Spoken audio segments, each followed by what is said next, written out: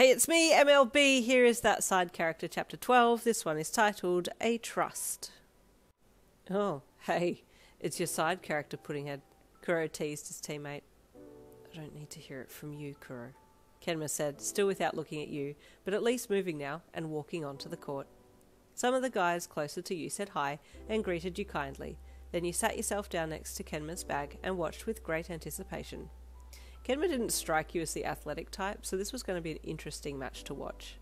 The captain, Kuro, did some speech thing about blood and brains, and your mind wandered off thinking about biology, then schoolwork, then lunch, food, ice cream, dessert, and how it sounded like desert. What if camels had humps under their bellies instead of on top? Ian, Kuro asked, shaking a blue item in front of your face. Huh? You asked with surprise, blinking at him a few times. Could you hold this for Kenma? He's tried to hide it in his pocket. You looked at Kuro's hand again and saw that he was holding onto Kenma's PSP, intending to give it to you. Oh, this is a holy item, you gasped, looking past Kuro to Kenma. Can I actually hold this? She gets you, Pudding, Kuro teased his friend. Kenma nodded at you. I trust you, Ian, he said, looking at you from behind his curtain fringe. Your heart skipped a beat. You felt special, and you took it with both hands and held it close to your heart. I'll look after this really well. Don't worry, Kenma. You can count on me to guard this with my life. As you were speaking, your hand slipped and the PSP slid down your front a little. Oh, don't worry, I got it. We're good. Kenma deadpanned at you, and you grinned brightly back. She'll look after it, Kuro said as he walked back to Kenma and plopped his hand down on the head of the blonde-haired teammate. Kenma gave Kuro a mildly annoyed look, but didn't say anything. Then everyone was called in to start practicing. You held Kenma's PSP close to your chest as you watched them assemble on court, cherishing this auspicious occasion. You knew this was a very, very rare occurrence, so the significance wasn't lost on you. As the team members started to practice, they forgot that you were there, and you were left to watch in peace. Well, everyone forgot except Kenma, who would occasionally give you side glances.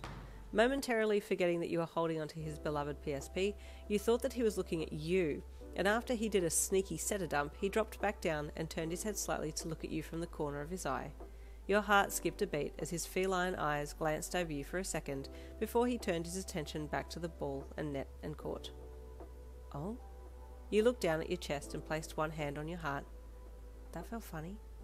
Every few seconds or so, Kenma would look at you, and you were enjoying how it made you feel, the way his gaze glossed over you before he would go back to focusing on the game. After the game finished, he made a direct line to you and put his hand out.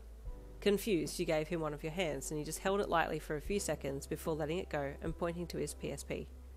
Huh? You asked, looking down at it. Oh! Then you burst out laughing, but clutched the PSP closer to your chest instead of giving it to him. Your game thingy and I had a talk, and it doesn't want to go back to you, you said cheekily. It wants to come and live with me. He just stared at you, not knowing what to say. Neither of you moved. It wasn't what you were expecting. Usually people would explode at you or hit you, but he just waited. After a few seconds, you put your hand out again. If you help me up, I'll give it back, you said, wiggling your fingers at him.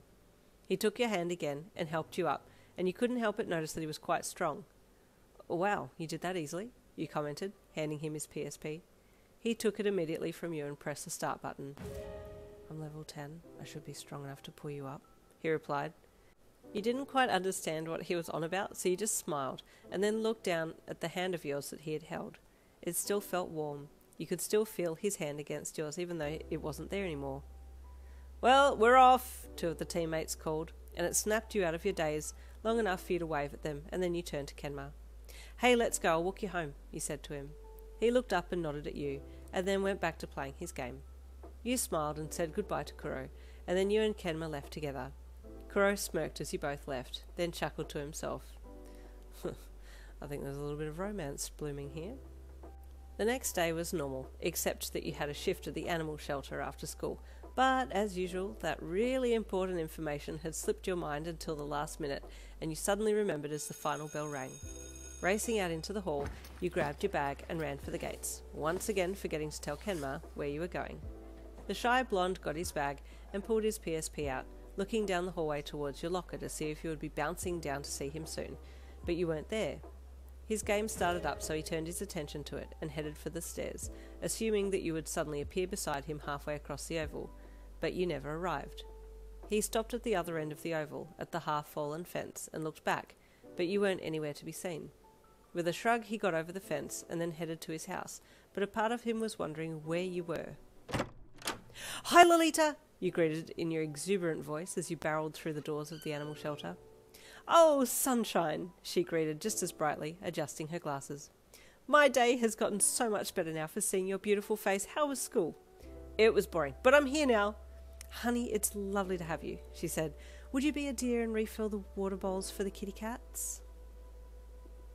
There's rumours that Lolita and Brian are brother and sister. What? Maybe not. I don't know. Someone write a backstory for the two of them. And there is the end of chapter 12. Chapter 13 coming tomorrow.